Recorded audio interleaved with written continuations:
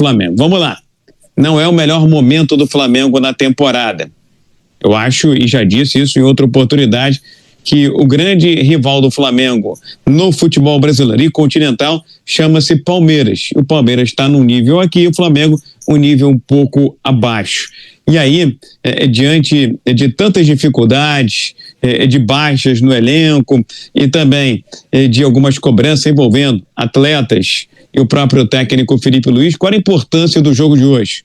Era o Flamengo ganhar, se classificar e pensar na próxima etapa, no próximo compromisso, no próximo desafio, que não é pequeno, é gigante, é enorme. É o Palmeiras no próximo domingo em São Paulo, que o Flamengo não pode perder esse jogo. Se perder, a distância para o Palmeiras fica de 7 pontos. E aí eu sei que ainda tem muita coisa pela frente, ainda tem Super Mundial, ainda tem a própria Copa do Brasil, a própria Copa do Brasil, tem a Libertadores da América, que é a sequência do Campeonato Brasileiro. Mas aí o Flamengo vai ter que remar, vai ter que lutar atrás desses 7 pontos. Então, o objetivo do Flamengo hoje era vencer para dar uma acalmada, dar uma tranquilizada no ambiente, desanuviar uma eventual pressão. E graças a Deus ninguém se machucou dessa vez, para que o Flamengo possa agora encarar a equipe do Palmeiras. Jogo difícil, jogo complicado, fora de casa o Flamengo normalmente jogando na grama sintética tem dificuldades. E o desafio ainda maior, não pela qualidade do adversário, mas pelas contas, pelas necessidades que o Flamengo tem, é a equipe do Táchira da Venezuela no meio da semana que vem aqui no Rio de Janeiro, que o Flamengo, um jogo em que o Flamengo tem que vencer, fazer muitos gols para não ficar dependendo lá do jogo entre LDU e a equipe do Central Córdoba. Então, o Flamengo sai hoje com a sensação de dever cumprido. Agora, se você me perguntar, Guilherme, foi uma atuação exuberante? Foi uma grande atuação? Não foi. Primeiro porque já não seria desde o vestiário. Afinal de contas, era um time totalmente mexido, totalmente mudado, completamente desfigurado. Mais do que isso, Flamengo, com 6 minutos de partida, já tinha 2-0 de vantagem, fora o gol que marcou lá na Paraíba. Ou seja, já estava 3-0. Ou seja, o confronto já estava liquidado, já estava definido. E, naturalmente, tem aquele relaxamento, aquela tranquilidade, o menor comprometimento tático, o menor comprometimento, a menor devoção técnica. Então, talvez esse jogo não sirva de parâmetro para as atuações. É claro que tinha jogador que tinha que mostrar serviço para o técnico Felipe Luiz, que tem insistindo em alguns nomes injustificáveis. Caso, por exemplo, do Michael, que não tem condições de ser titular do time do Flamengo no momento. O próprio Juninho hoje entrou na segunda etapa, poderia ter dado uma chance a um moleque, a um menino, ao Joshua ou o Wallace, enfim. São opções meio que teimosas do técnico Felipe Luiz, que muitas das vezes é muito boleiro e precisa ser mais técnico, mais treinador. Parar com essa história de meio paizão, meio boleiro, vou te dar a chance para você se recuperar dentro de campo, quando na verdade é importante botar o cara no banco de reservas, conversar, fazer um trabalho mental, um trabalho psicológico, entrar na mente do atleta para que ele ganhe confiança e no jogo seguinte possa, quem sabe, ter uma melhor atuação, uma melhor apresentação. Então, eu venho reivindicando isso aqui no microfone da Jovem Pan há muito tempo. Um clube, um time de futebol que é bicampeão da Libertadores da América nas categorias de base, que é o atual campeão mundial da base, não é possível que não tenha melhores jogadores do que o Juninho para jogar lá na frente, que não tenha o melhor jogador de beirada de campo do que o Michael, entre outros nomes, como o próprio Varela, lateral direito, que no domingo contra o Palmeiras vai ser titular. Então, hoje foi sensação de dever cumprido, uma atuação nota 7, apesar da vitória por 4-2, mas não dá para se esperar muito por conta da equipe desconfigurada e pelo fato de o Flamengo ter carimbado a classificação com 6 minutos de partida, Guilherme. Tem bastante dificuldade em vários momentos, tanto que ele se destaca mais com os pés do que com as mãos. E aí, quando o goleiro se destaca mais com os pés do que com as mãos, algo de errado tem. Sabe o que ele me parece às vezes, meu caro Guilherme, ouvinte? Sabe aquela história de, lá no rachão, lá na pelada, tem o rodízio na hora de ir pro gol, chegou a vez do Matheus Cunha. Pô, foi muito bem, vai tentando mais um pouquinho, Matheus Cunha. Quem sabe você não se firma, não se consolida na posição. Enfim, acho até que o primeiro erro dele, que acabou dando certo, foi naquela saída em que o jogador do Botafogo da Paraíba estava com a chance de fazer o gol, quando ele sai dando um tapa ali de gato, que poderia ter redundado em um pênalti para o time paraibano. Acho que ali já foi uma saída equivocada, porque o lance estava acontecendo, estava transcorrendo longe da meta, longe dentro da grande área, porém longe do gol do Matheus Cunha. Mas ele deu sorte e foi bem sucedido. Agora, no gol do Henrique Dourado, ele saiu de forma atabalhoada, estabanada do gol, foi lá na intermédia, eu falei isso na transmissão, foi lá na intermediária fazer sabe Deus o quê, como se fosse um stopper, como se fosse um líbero, como se fosse um zagueiro, e sai na bola. Eu sempre falo, de goleiro eu entendo muito bem, porque na minha casa, meu filho é goleiro desde a base, já está com 15 anos, eu sempre falo para ele o seguinte: Gabriel, presta atenção, meu filho, goleiro que sai do gol é para decidir, ou passa a bola, ou não passa ninguém. Ou seja, o Matheus Cunha, quando saiu do gol, ele deu a oportunidade do Henrique Dourado, que já é um cara mais veterano, já é um cara mais velho, que não tem essa velocidade, só dá um toquezinho pro lado. Se a bola passou, meu amigo, o goleiro tem que matar a jogada, no caso, evitar a passagem do jogador. Tá com medo da penalidade, então não sai do gol. O melhor que ele teria feito naquela jogada era não sair do gol, porque o jogo estava lá sendo disputado, a bola estava sendo disputada lá na intermediária e tinha cobertura. Estava vindo o Michael na cobertura, tinha um zagueiro do Flamengo, não sei se era o Danilo, se era o João Vitor também, estava fazendo a cobertura em diagonal, e o Matheus Cunha, de forma muito estabanada, atabalhoada, foi dar o bote lá na frente.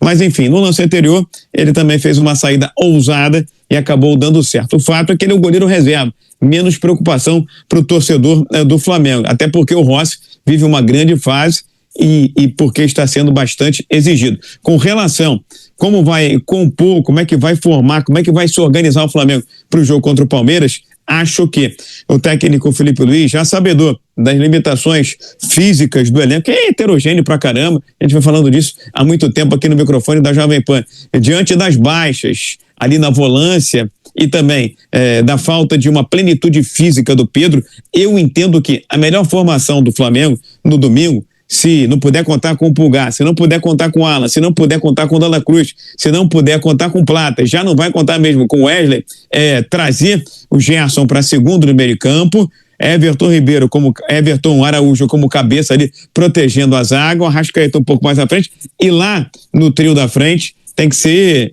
pancadaria, tem que ser correria.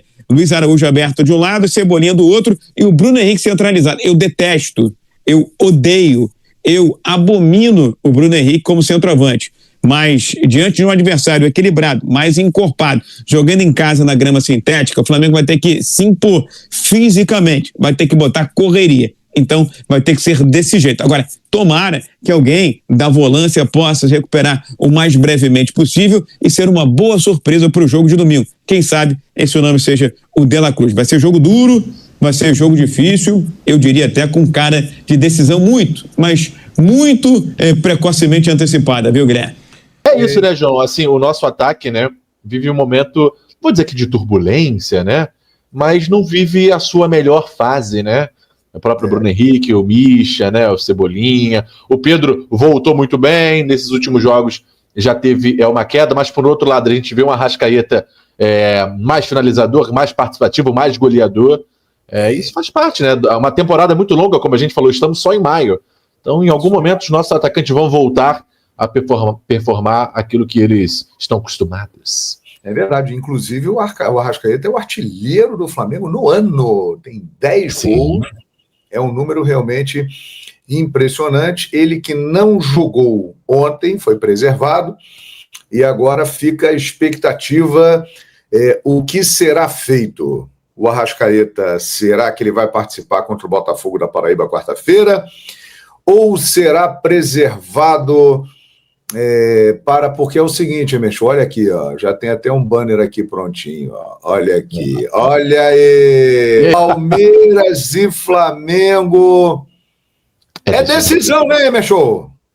Virou decisão, né, João? Na 10ª rodada, é claro que se perder, acabou o campeonato, não, mas, né, acho que ninguém imaginaria ou o Palmeiras ou o Flamengo, um abrindo uma diferença de 7 pontos para o outro, né, já que a gente colocava e coloca ainda, né, Flamengo e Palmeiras como os dois postulantes ao título do Campeonato Brasileiro, mas na 10ª rodada, em poucos pontos disputados, você vê o seu principal rival com 7 pontos na frente, dá aquele sustinho, né? Liga é um sinal de alerta. Se empatar, permanece com os 4 pontos de diferença. Flamengo vencendo, bota a pressão para cima do Palmeiras, fica 1 ponto. É um jogo que não pode perder para o Palmeiras, um time que é muito forte lá em São Paulo, e é um time chato, né? Porque até ontem no Maracanã, né, a gente acompanhando o jogo, você narrando, e aí, quanto é que tá o Bragantino? 1-0.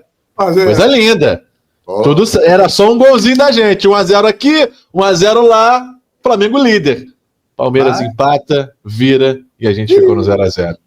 É isso aí, o Rodrigo, ó, Palmeiras, ele é interessante, né? Porque no final do ano passado ele estava mal, começou uma pressão em cima do Abel, acabou, não tem mais jeito, acabou o encanto, vamos embora, Abel tem que sair. Aí começou o ano, Palmeiras mal, Campeonato Paulista, perdeu para o Corinthians e tal.